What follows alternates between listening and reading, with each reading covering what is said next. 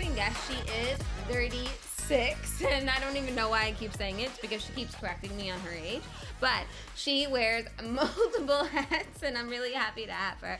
She is one of my good friends. She's an Arielist. She is she's involved in investing in the real estate world. She knows a wealth about finance. She's honestly a businesswoman. She won't let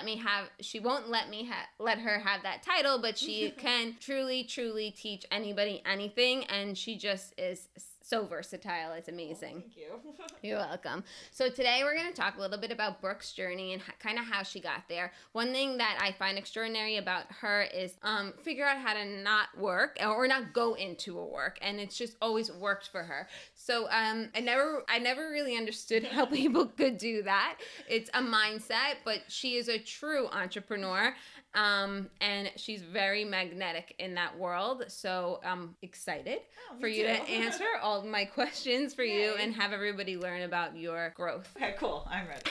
Let's do this. Okay, so let's talk a little bit about fitness and how you got into the fitness world, or really how it all started. Go back in your history. The journey. Yeah, the journey. So I wasn't like the most like athletic, I would say, growing up. It was like in my 20s that I finally started to get into like exercising just in general. Then I realized I was like a class person as far as like fitness classes, because I like to just be told what to do for an hour, you know, and get my good workout in and everything. So that's kind of like where I would say it all started.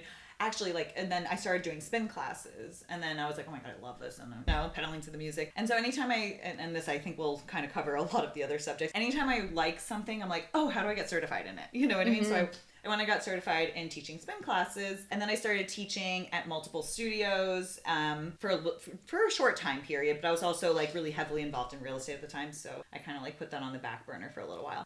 So that was in like 2014, and then like, so I kept doing like just fitness classes in general, and then I kind of got into yoga a little bit, and I was like, oh, I'm actually kind of strong. Like I kind of noticed in some of the classes I was like strong and a little flexible and everything, and it just so happened to be around that time I had seen an aerial performance at like just an art show, and it was just like kind of like regular looking people, and I was like, oh, I thought you had to be like in the circus to do this kind of stuff. And so I was like tipsy, I had a couple drinks, and I was like, how do I sign up for this? You know, so I was like googling things on my phone, and I signed up for whatever I can find, and I found Lyra, which I didn't even know what Lyra was, and so I signed up for a class, and it was like the next day I ended up going, and I was like, what is this metal hoop? Like I wanted to try silks, and I was like, oh, this was actually a lot of fun. Like it was really cool. It was hard, and but I was still looking to try silks anyway. So then I got into just like finding like aerial yoga studios, which is how we met, at an aerial yoga studio that offered silks and Lyra. But then I still gravitated towards like Lyra, and then in the journey I kind of got interested in Pilates along the way, just because like they have kind of like, you know, the apparatuses that you can hang upside down, like the Cadillac you can hang upside down on,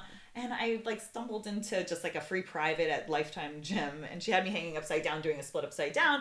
I was like, this is great. I want to do this. Wait, too. that was like on a Cadillac? Yeah. Oh, and it was cool. just like a free private. She was just trying to get like people to come in or something. And I was like, yeah, sure, I'll try this. And then I was like, I want to go get certified in this. So I had taken like 2 Pilates privates and been like, I'm going to go get certified. There was a little bit of a journey through that whole Pilates certification. But anyway, so I did that, got my certification there. And then just like, I guess Pilates is very in demand right now. So just every studio, I've got another job today accidentally. I think all of them have been by accident. Like I was never really looking for these in any of these teaching positions. It was always like, oh, I love this so much, I want to know more, I'm going to get certified. And then like opportunities present themselves. And then I have a problem saying no to things because I'm a people pleaser. Yeah. So anyway, long story short, now I just teach a lot of Pilates. Yeah. And I teach Lyra. Yeah. And we're going to see where else that goes. But yeah. And when did you start it? When did I start? What, Lyra or just the aerial stuff? That started in 2021. So you didn't grow up doing gymnastics? Oh, no, not at all. I was like not graceful. And like, if anything, I feel like I'm proof of progress because like, I didn't have my splits. And I have those now. I didn't have like any gracefulness about me. I was like really ungraceful. And like, so I guess like if I can get better at that, like anybody can get better at anything, I realized. So I have a question. If you can say, because you didn't have your splits and you were inflexible and you... That's just an example. Whatever, but like, whatever. Wouldn't you say that like the mind-body connection is everything? Yeah, I mean, there's definitely something to say about also like practicing something and trying to get better at it, because like I think there was a point in time where I was just like, I'm not good at something, I'm just not good at it, you know what I mean? So I'm not going to do it. But like now I realize that like you can get better at anything. So yeah, it's definitely a mind-body connection. That's been just a huge part of this entire journey is mind-body connection, because they are two totally different things, and you want them to agree and get along. You say you can get better at anything. So that's kind of like what I meant. You started the fitness thing. You were just kind of doing it as for fun, and then it turned into something, and now it's like now you like, I feel like you're conquering it all. It's like, it's taken over my life. And you even perform sometimes. Sometimes. That's not like my main goal. That's just kind of like I said, I'm a people pleaser. Yeah. So when people ask me, I have a problem saying no. So I've had a few performances that I've done. It's something I'm becoming more comfortable with, but I definitely think I like the teaching aspect of things more, because I feel like I get fulfillment out of that, like seeing growth in people and everything. More than the performing, like the look at me. Yeah. You know? So here's the thing. I find that when you want to learn something, right, like the teacher kind of comes to you. I mean, that's like my woo-woo side of the universe does this for you. I'm getting that concept a little more these days. I really believe that. So it sounds like even today when you got offered the job for the new Pilates studio, which is across the street from her house, by the way. There's a lot of reasons why it sounded great. Yeah. Not just because I can't say no. Yes, exactly. You end up seeing this still. Yeah. I'm very excited. Yeah. No, exactly. So I just feel like because you're putting it out there, it's magnetized to you. Yeah. I also think Pilates is like super in right now, and it's like a tight knit community. You know what I mean? So it's kind of like But you didn't start out fitness, so I want this to be an open invitation to those who are listening to that. Like you can in my 30s, I never touched a thing that hung from the ceiling until my 30s. Yeah. Which most people would be like, oh, that's too late in life, or I can't do it. The thing I hear the most, which like kind of like frustrates me, because they're like, oh, I have no upper body strength, I can never do that, or oh I don't have the flexibility. It's like, where do you think you get it? You show up, and then it starts to happen as you continue your journey. It's not like you have it day one. And I just think like some people like to make excuses. That could be a whole podcast about that. We don't have to get into that whole thing right now. But that definitely is like a good point. Is like, if you want to try something, try it. I'm a firm believer in that. Like, no excuses. Yeah, no. Without diving too much into that. I really do agree. I do agree, because you never know what it's going to open. Anyway, I've been lucky to watch your journey. So I just know that it opens doors. Before, when I didn't know what I was doing, couldn't point my toes. No, I literally knew you when you had this cool Instagram that was like shiny and sparkly things. Stuff. That was a different journey. Yeah, but I remember like that led me here in a way. That's what I'm saying. Like I remember the art show I was at when I saw the aerial stuff. Yeah, it all started because I decided to make sparkly coasters during COVID. Because I remember looking at that Instagram and be like, oh wow, that's cool. But now like you're like, not that you're removed from it, you just have done so much, so much. So I feel like that was a whole thing in itself. If you want to talk about entrepreneurship, that's like the most I ever kind of like felt the pressure. Let's talk about that just a little bit. Yeah, we could totally talk about that. So the Etsy, or we could call it Etsy business, or just like my craft business, we'll call it whatever. Anyway. So I started it during COVID when everybody was looking for a nice little hobby, and I like made some sparkly coasters. I like ruined my house with it. Like the floor was sticky, my door handles were sticky, everything.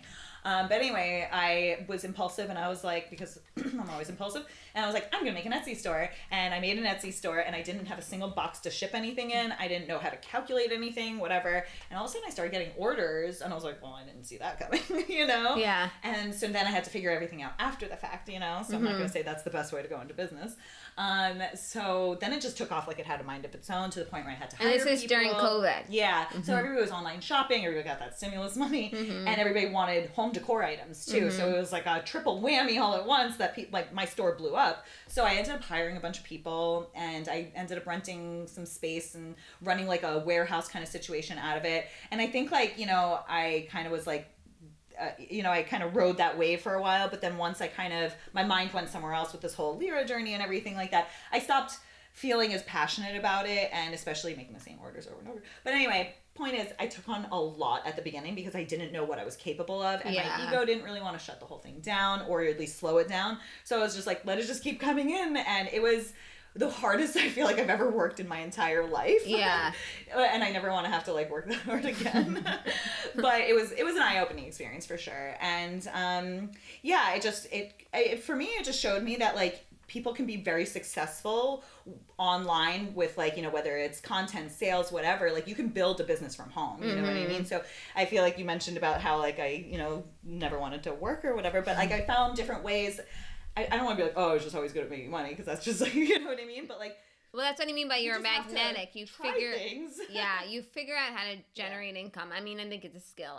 Not everybody gets got. Problem is, I don't. I turn my side hustles or my hobbies, into side hustles to where they're no but longer isn't that hobbies the goal anymore? You think? I think it is. I think it's a good problem to have. Yeah, sometimes for sure. But yeah, that's the gist of that. But that was the art show I was at that I saw the aerial performance because I had a booth there, and that is what led to me trying aerial. So if you back it up far enough, that one thing led to the other.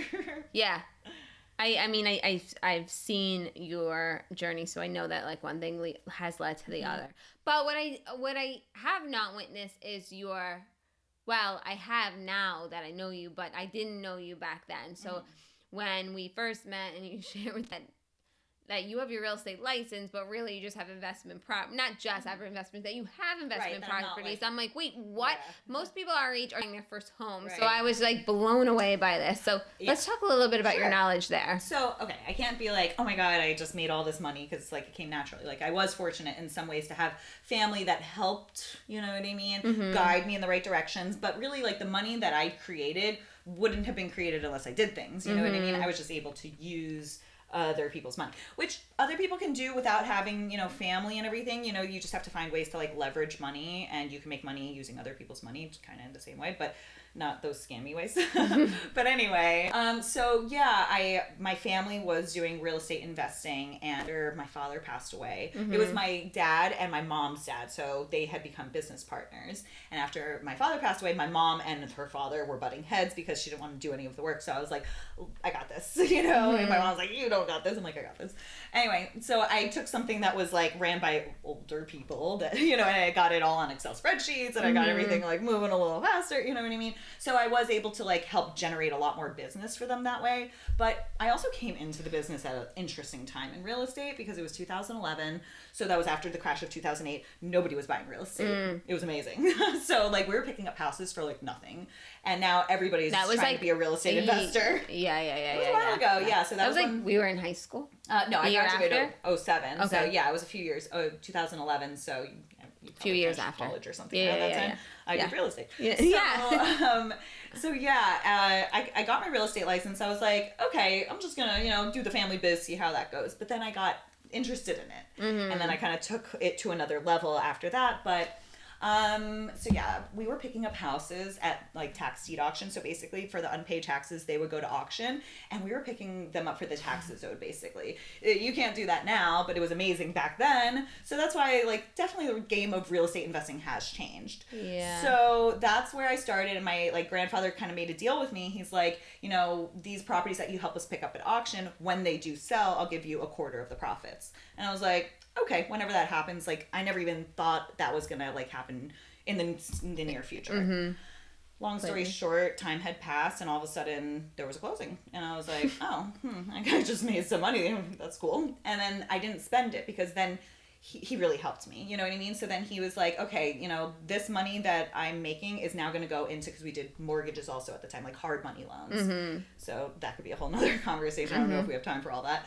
But anyways, so I ended up stacking some money aside from a few of those closings, and I got my first loan that I loaned to somebody. So I was making 14% on that money, and I still have that mortgage till this day. She still pays me monthly because, you know, those are long loans. So anyway, so I gave her a mortgage. Then I was able to start picking up more properties, and I started finding wholesalers, not just going through the tax deed auction, because that was kind of drying up a little bit because of too many investors.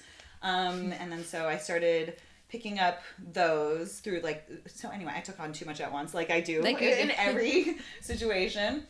So I remember I was doing like 12 flips at the same time, and I was like losing it. I couldn't keep anything straight, you know? So 12 is a little too many for one person to try to keep straight. But I started really making some good money there. So then eventually I ended up with my own first rental property. And then once I had my first rental property, and then I'm still doing the closings and whatever, and anyway, I started like really kind of stacking some money away. And then my grandfather did pass away, and I was kind of left with a lot of responsibility because my mom was like a little checked out from the business at this point, and he was the only one that was kind of like, you know, any kind of, you know, aware of what was going on, even though I had really taken over a lot. He was very much a part of it still. So I started going to this new accountant, and he was like, if you were my daughter, this is what I would tell you to do. I would tell you to open up a 401k because I had my own business. And he was like, I'll tell you to open up a 401k through your business, have it self-directed. And I actually opened up two, a Roth and a traditional. Right. I feel like this could be a whole podcast in itself. It's like your favorite thing. Yeah, I know. I'm like, oh, this is talk about a Roth IRA. Yeah. So, well, the 401ks are great if you have a business because you can contribute so much more than an IRA. So anyway, so that's where I started investing into like stocks because I didn't know anything. That had nothing to do with like my family or whatever. That was just something that I was directed by somebody. You should open a 401k. This is how you do it. And I was like, all right, let me buy some like Amazon, Netflix, whatever, stuff I knew. And then all of a sudden I'm looking at it, like, forgot all about it, looked at it, and I'm like, look at that. It like doubled so fast. That was at that time. That was back in like 2017. Anyway, then I was like, I like money. You know, I was like, I like it when money makes money. This is like so cool. So I really started diving into all of that. And I started taking like random investing classes, corporate finance classes. I was like watching YouTube videos on just the history of the stock market. I was just like studying charts over 100-year periods just to see what my risk was. I was studying every bubble that happened in history just because I wanted to, even the tulip bubble that occurred in the whatever 100th century, if anybody wants to look that up. So anyways, that was like the first recorded bubble is the price of tulips that went up. So anyway, just to see what my risk was. But now years later, that like 401k that I started, like, you know, it's been doing its thing for a while, and I see that how time is the most valuable thing when you're investing. So I got really into investing for a little while. I definitely made that kind of like I would watch CNBC all day. And you still do? Yeah, I still have CNBC on all day and everything, and I'm still very much into investing and everything. But I think like I kind of have just like, I have a better understanding of kind of like, you know, because whenever you start investing, you have to find what works for you. Yeah. Everybody has kind of like, you know, their kind of flavor of investing. So I've gotten mine down. So yeah, I definitely try to preach as much as I can to people in retirement accounts and everything like that, because most people that are my age don't have a retirement account, or they haven't been contributing enough, and they're not going to have enough money when they go to retire. They're going to have to like change their lifestyle drastically or work until they die. But like, that's a whole nother topic. No, we got somebody for that too. Yeah. But what's next? No, I like this conversation. No, it's important knowledge. But this is what I'm saying. So how did you feel when you were younger? Did you feel like when you had all those flips and stuff that people were taking you seriously? Because you were in your early 20s. No. Like you were not, you were, it was not last year. You were just doing this. Right. If anything, I feel like you're retired now and you don't even. Passive right now. That's why I'm doing so much passive Pilates. For you. Yeah. All you do is Pilates. Like, I'll be like, where are you? Pilates all day. Miami. I'm like, for what? Fitness class. Well, yeah. And the like fun you have your time on your side, and that's because of the hard work you put in younger. So that's what I was always told is grind in your 20s, build in your 30s, chill in your 40s. You know I like it. I'm trying to accelerate that a little bit. But yeah, like I can't act like, oh, okay, well, like everybody, you know what I mean, can just like do what I did. You know, I had some situations that like I had time on my side as far as learning young and everything, and I had basically money that was at my disposal that I was able to invest in that wasn't mine. So I can't sit there and be like, oh, okay, it's just so easy, everybody do it. But that's like kind of more of just like the investing side of things.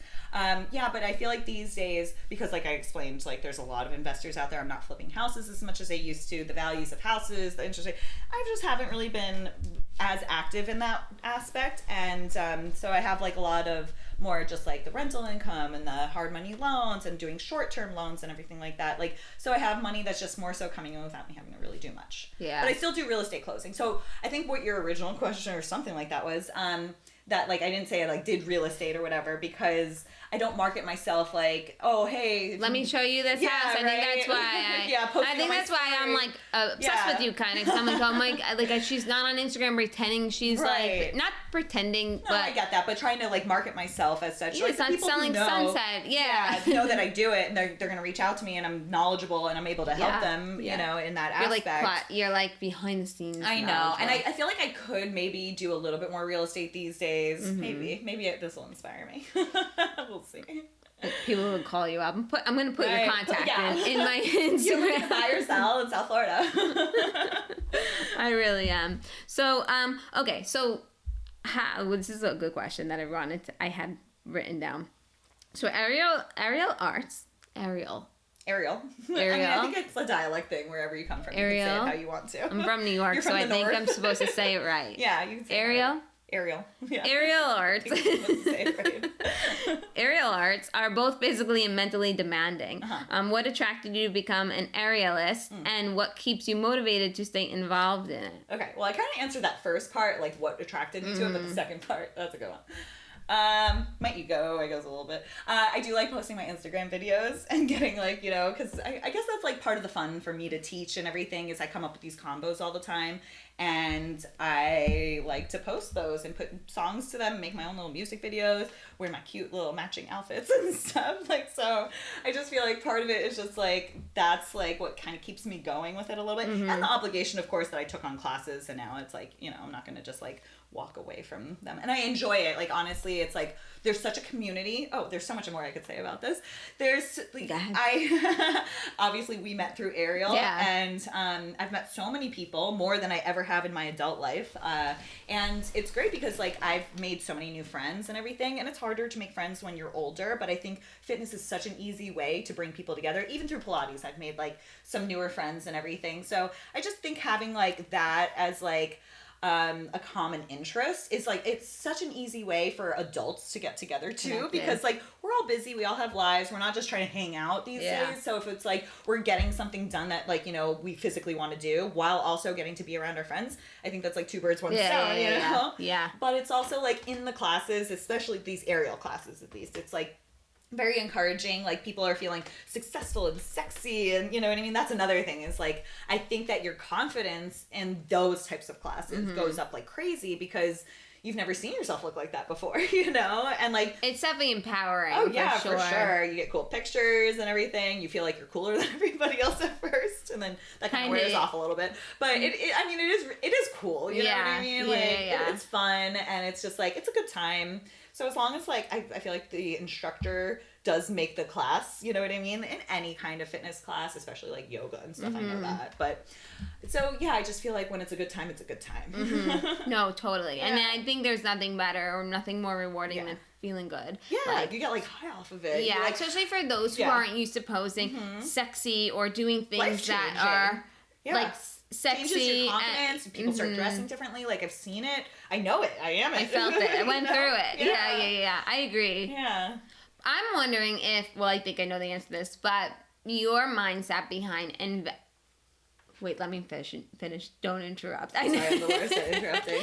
I think your mindset between like your eagerness to learn investments and eagerness to learn the real estate, and then eagerness to get the splits, eagerness to do the Pilates. I wonder if, I mean, I know that it's all that growth mindset and motivation, but where do you think you got that from? My disorder. I hyperfixate. And then I recklessly abandon. No, I mean, a little bit of that is true. But you don't recklessly abandon. Oh, we also need to talk about the fact that you're a spider mom. I knew you were going to mention that when I said recklessly abandon. Speaking of. So anyway, no, I definitely like, I fixate on things. Like, when I get super into something at first, I like learn every single thing there is to possibly know about it. That could be a disorder thing, like a spectrum thing. So, if we're being real. But, yeah, so it's like, I maybe almost forget half of what your question was, but I just know that was my answer as far as. So you truly believe the only reason why you got so obsessed with finance, real estate, Pilates, fitness at Lyra because you have a disorder. No. I think it's just who I am as a person as far as just you are a motivated person. I am. Yeah. Oh yeah, for sure. Like I know I've been motivated in the past because I've seen how much I've taken on, and I see what other people that aren't motivated and how their lives look in their days and what time they wake up, and you know what I mean. And like I've definitely been motivated before where it was like maybe too motivated. But like I'm wondering if like your grandpa is inspirational to you. Yeah, like he was I huge. think that's what I'm saying. I think for sure. you surround yourself by people that you feel inspired by. Yeah. I know one thing you also shared with me along the way was like you like to be inspirational. You like to be inspirational. I think that has a lot to do with like the teaching and everything like that, and like you know, just getting the feedback or just seeing people like along their journeys as well as I was along mine, you know, and seeing them progress and everything like that. Like I've also like, not like I'm trying to brag or anything, but like I've met people and like, you know, I have like this one girl, she's on her Pilates journey now because I gave her the information and she started aerial, all this stuff, and it's like, wow, like, you know, it's like I helped facilitate that path. That's like amazing, you know what I mean? Not that I'm like looking for the credit there, but it's like fulfilling. That's why I get that like fulfillment out of teaching and everything. I agree. Yeah. Let's ask about the spider mom thing. Since we already talked about the spider. That was just like another hobby that I just like really dove into for a little bit. It's like, you know, because it gives you like dopamine when you're like really into something and you're like, I'm gonna learn everything about it. So I like those jumping spiders. I don't know if anybody knows what those are, but Phidippus Sally, I forget what they're called, the technical term. But anyway, so those are kind of cute. They have the big eyes. I was never a spider person, but then I was like, oh, these are really cute. And then I kind of got into the spider thing. And then I got a couple praying mantises for a little bit. And you found all this from Facebook, I think. God, it was like a suggested group on Facebook, and I dove down some rabbit holes there. And then somehow that led me to geckos too. And then I ended up with a couple geckos. And then I started listening to gecko podcasts, thinking I wanted to breed geckos. So I learned everything there was about breeding geckos, and I'm really glad I didn't, because that would have been another hobby. I would have been like turning into a side hustle and then been like, okay, I'm done, and then have all this equipment that I bought to breed geckos with. So luckily that one I didn't waste too much money on. No, but they did have really cool homes. Oh yeah, for sure. I mean, I still have the geckos with the cool homes. I still have some spiders. They have some cool stuff too. It was just more about like decorating their enclosures. It was just a hobby. I think I just think I like hobbies. Yeah, you stay busy with hobbies. I'm definitely a hobby person. Agree. For sure. I definitely agree with that. But I'm a firm believer in also trying things, because you never know like what is going to change your life. Mm-hmm. That's like, I think the moral of everything. That's what I'm saying. I mean, you've worn so many hats and you've done so many dances throughout life. Like, it's kind of cool to see that. I mean, I don't know, like you could tell if you feel comfortable sharing. Have you ever felt like a dull moment or a moment in your life where you didn't feel inspired to like keep it going or try something new? You know, okay, so it's funny that I wouldn't say to try something new. No, I mean, sometimes I realize I haven't like done it. Like, I feel like now I'm like, okay, well, what's next? You know what I mean? Because I'm like, okay, now that I'm like in this Pilates thing, like, okay, well, where am I going now? So I think that if anything, the times where I kind of like was feeling most like not happy or down in certain aspects was the parts where I felt most motivated, you know what I mean? To like try something new or change something, as opposed to feeling the opposite, like, oh, I'm sad, I don't want to do anything, you know what I mean? Yeah. I think if anything, when I'm happier, I get a little more complacent. Really? Yeah, maybe. That's so interesting. Yeah. Maybe I have to think about that one for a little bit, but yeah. So like, if you were to give anybody advice, what would you say? Like, what would be your biggest piece of advice for somebody like this whole conversation? Like, somebody that wants to try anything. It doesn't invest in your retirement account. I knew that was coming. Oh my gosh. Invest in the S&P 500 ETF. Don't buy your girlfriend flowers. Yeah. Save your flower money and invest it. Okay, she'd much rather your 401k or your IRA look nice when you go to propose to her. Even if she thinks that she probably wants the flowers, truly in the long run, she wants made a transfer of that same money. Be like, I thought about buying flowers, but instead I invested it in the S&P 500. So year over year, on average, it's going to earn about 9% interest, as opposed to losing money in the bank or just dying in your kitchen. You know, so that would be piece of advice number one. Number two is try things, try anything. You know, if it's in your mind, don't make excuses. Okay, because like excuses are literally like tiring. They frustrate me because, like, you know, I like to be inspiring. I come up with a lot of, like, good ideas when I'm talking to, like, let's say friends or whatever that you just talk to along the way. And they give you problems, they don't give you solutions. Yeah, and then you can give them solutions, and then they come up with excuses, and it's like you're just like making shit up. You know what I mean? Yeah. Just go do it. Avoiding.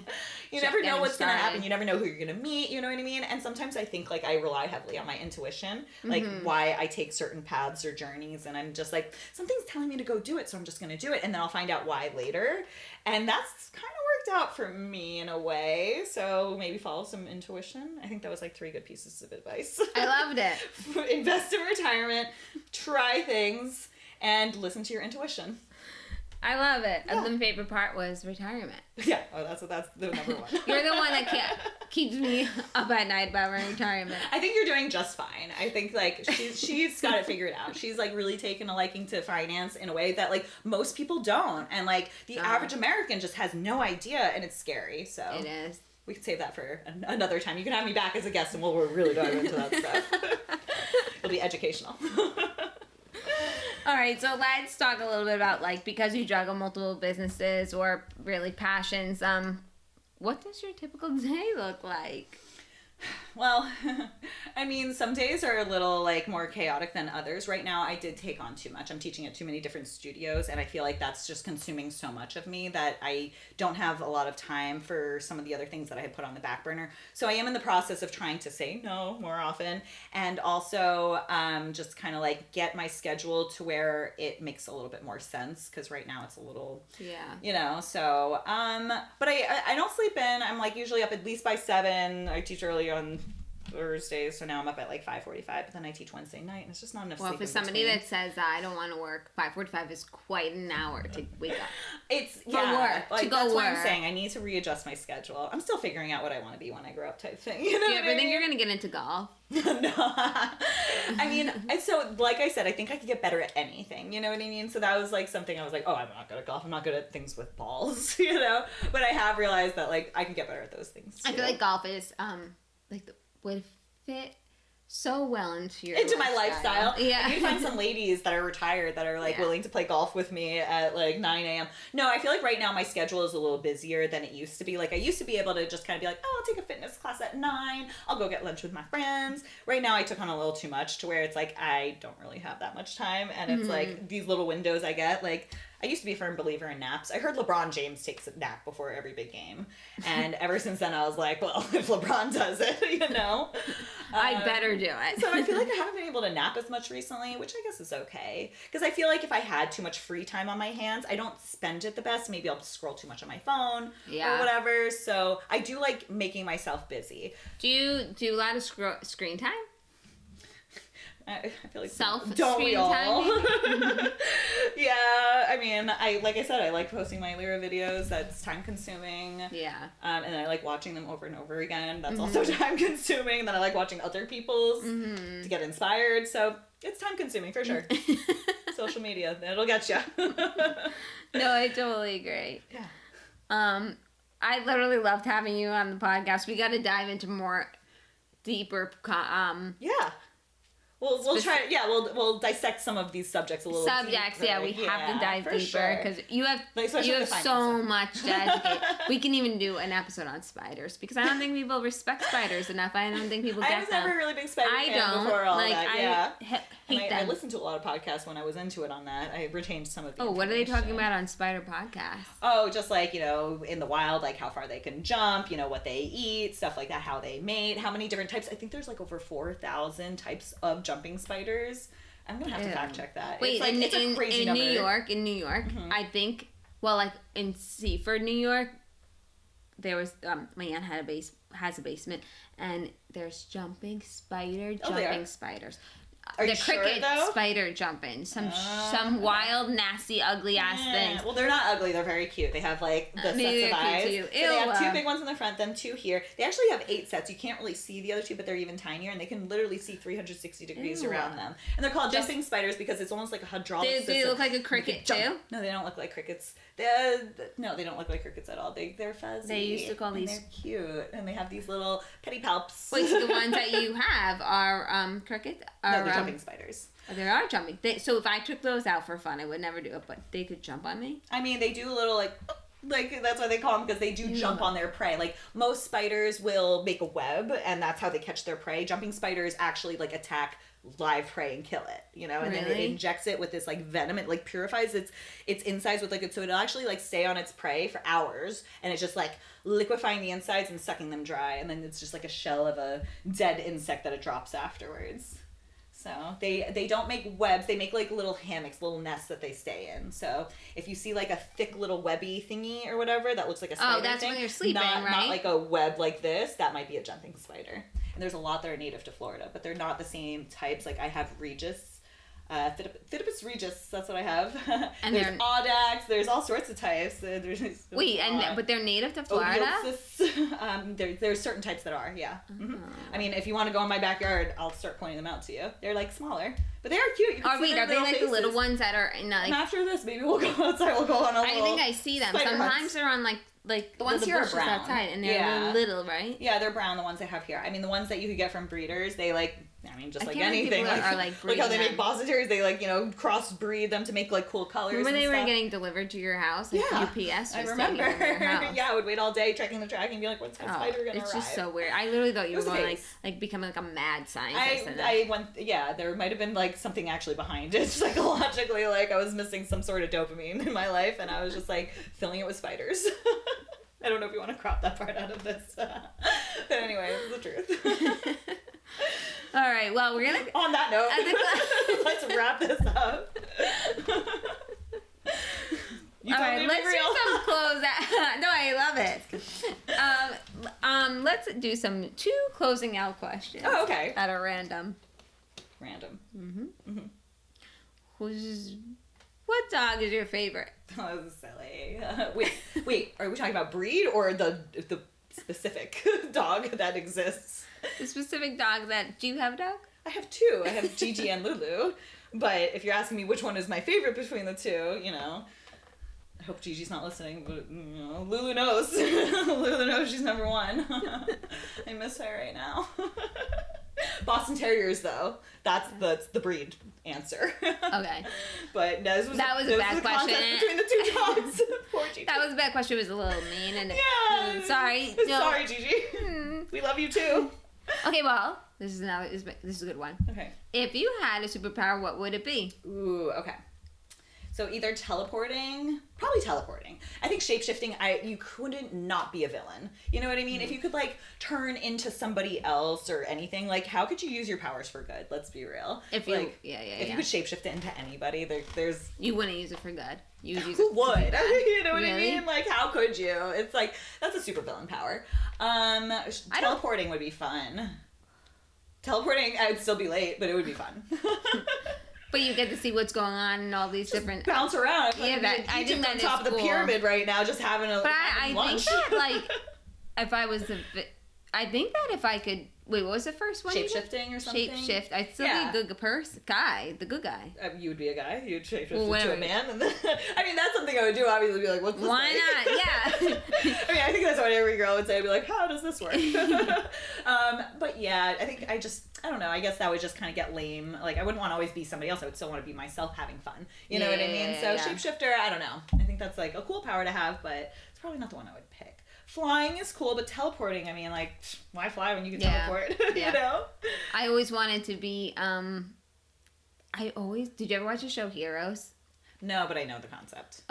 So I always wanted to, like, be able to get into somebody else's body to feel what they're feeling, or worse, make them feel or I mean you can make them feel horrible stuff. Yeah, there's like a lot of really different good whatever heroes or whatever that like were able to like manipulate feelings based off like touch or whatever, or like like be inside of their body or something like that. I think it would be cool. It would be kind of cool. I don't think I would want to read minds because then I would probably have no friends. I think my anxiety is pretty bad now. Oh my god, you'd be like, wow, everybody really is thinking that about me. So crippled. Yeah, it would. Yeah, I don't think I would want to read minds or anything. But move things with your minds would be cool. I remember in that show Heroes, yeah, the one guy had this crazy superpower and he would put his his thoughts into your mind and like twist your thoughts into their worst nightmare. Yeah, I mean, I thought that's pretty like, cool. I mean, you could use your powers for good in that situation, but at the same time, it's probably hard.